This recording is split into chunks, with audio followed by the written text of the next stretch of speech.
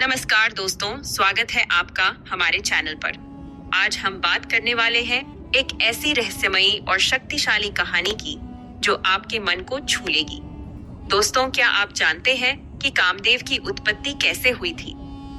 वो देवता जिनके एक बाण से तीनों लोग हिल जाते हैं और भगवान शिव जैसे महादेव भी प्रभावित हो जाते हैं। यह कहानी कलिका पुराण के पहले अध्याय से ली गई है। पूरी एग्जैक्ट कथा बिना कुछ बदले सुनाने जा रहा हूँ, लेकिन ध्यान से सुनिए। यह सिर्फ एक पुरानी कहानी नहीं है, बल्कि सृष्टि के सबसे गुप्त रहस्य की कथा है। अगर आप पूरी वीडियो अंत तक सुनेंगे, तो आपके अंदर एक नई ऊर्जा जागेगी। सबसे महत्वपूर्ण बात ये है कि वीडियो के अंत में एक ऐसा पॉइंट आने वाला है जो आपके पूरे जीवन को बदल सकता है। इसलिए अंत तक जरूर सुनिए, बीच में मत स्किप करना। अगर आप बीच में छोड़ देंगे तो पूरे वीडियो का फायदा मिस हो जाएगा। तो तैयार हो जाइए। अब शुरू होती है कलिका पुराण की प्रथम अध्याय। कामदेव का जन्म। मार्कंडेय मुनि कहते हैं, हे मुनियों, सुनो, यह सबसे गुप्त से गुप्त, पवित्र, शुभ और ज्ञान देने वाली कथा है। यह कथा ब्रह्मा जी ने नारद जी को सुनाई थी। फिर नारद जी ने बालखिल्य मुनियों को सुनाई। बालखिल्य मुनियों ने यवक्रीत मुनि को सुनाया और यवक्रीत ने असित मुनि को। असित मुनि ने मुझे विस्तार से सुनाया। अब मैं आपको सुनाता हूँ। बहुत पुराने समय की बात है। भगवान ब्रह्मा ने जगत की सृष्टि की। उन्होंने दक्ष आदि प्रजापतियों को रचा। फिर उन्होंने 10 मानस पुत्रों को उत्पन्न किया। इनके नाम है मरीचि, अत्रि, पुलह, अंगिरा, क्रतु, पुलस्त्य, वशिष्ठ, नारद, प्रचेतस और भृगु। फिर ब्रह्मा जी के मन से एक अत्यंत सुंदर स्त्री प्रकट हुई। उनका नाम था संध्या। वे इतनी सुंदर थी कि देवलोक, मर्त्यलोक और रसातल में भी उनकी जैसी कोई दूसरी नहीं थी। न पहले थी, न अब है और न भविष्य में होगी। उनके घने काले बाल वर्षा ऋतु की मोरनी जैसे चमकते थे। उनका माथा आंशिक रूप से घुंघराले बालों से ढका हुआ इंद्रधनुष या अर्धचंद्रमा जैसा चमकता था। उनके नेत्र खिले नीले कमल जैसे थे और डरी हुई हिरनी की तरह चंचल थे। उनकी भौहें कामदेव के धनुष जैसी काली और सुंदर कान तक फैली हुई थी। उनकी नाक भौहों के बीच से ऊंची उठी हुई तिल के फूल जैसी थी, मानो उनके ललाट का सारा लावण्य नाग के रूप में टपक रहा हो। उनका मुख पूर्ण चंद्रमा और स्वर्णिम कमल जैसा था। उनके होंठ बिंबफल जैसे लाल थे, जो प्रेमियों के मन को मोह लेते थे।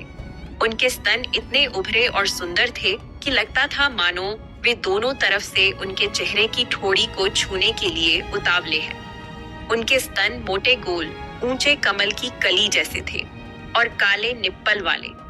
वे इतने आकर्षक थे कि ऋषि मुनियों को भी मोहित कर सकते थे। उनकी कमर पतली थी, जिसमें 3 रेखाएं थीं।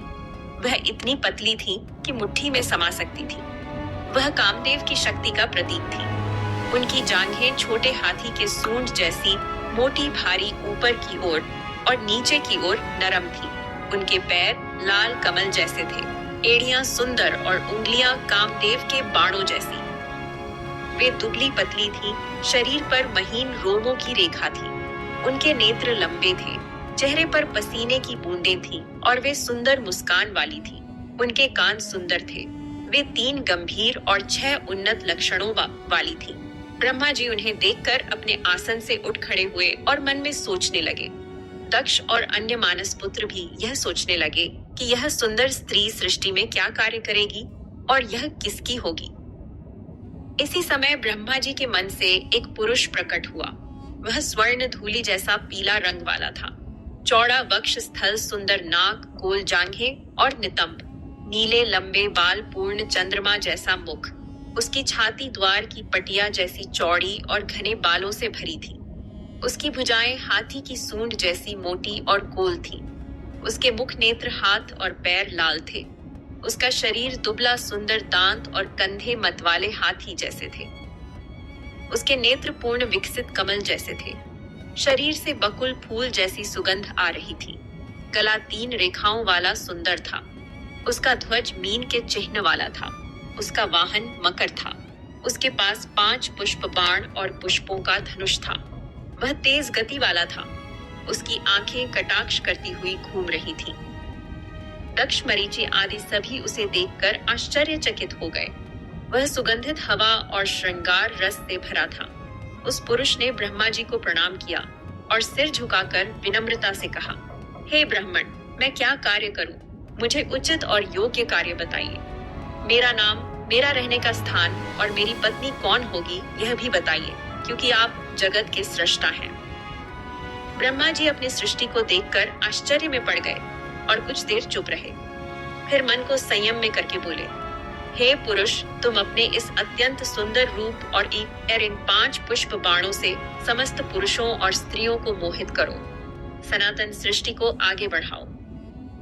देवता, गंधर्व, किन्नर, महानाग, असुर, दैत्य, विद्याधर, राक्षस, यक्ष, पिशाच, भूत, विनायक, गुह्यक, सिद्ध, मनुष्य, पक्षी, पशु, मृग, कीट, पतंग और जल में उत्पन्न प्राणी, कोई भी तुम्हारे बाणों का लक्ष्य बनने से नहीं बच पाएगा।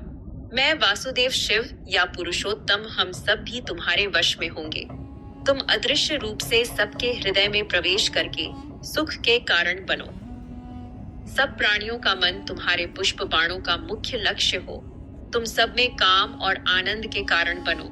इस प्रकार मैंने तुम्हारा सृष्टि चलाने वाला कार्य बताया है। अब तुम्हारे लिए योग्य नाम भी बताता हूँ। इसके बाद ब्रह्मा जी मानस पुत्रों के चेहरों को देखकर कमल आसन पर आराम से बैठ गए। इस प्रकार श्री कलिका पुराण में कामदेव के प्रादुर्भाव नामक प्रथम अध्याय समाप्त होता है।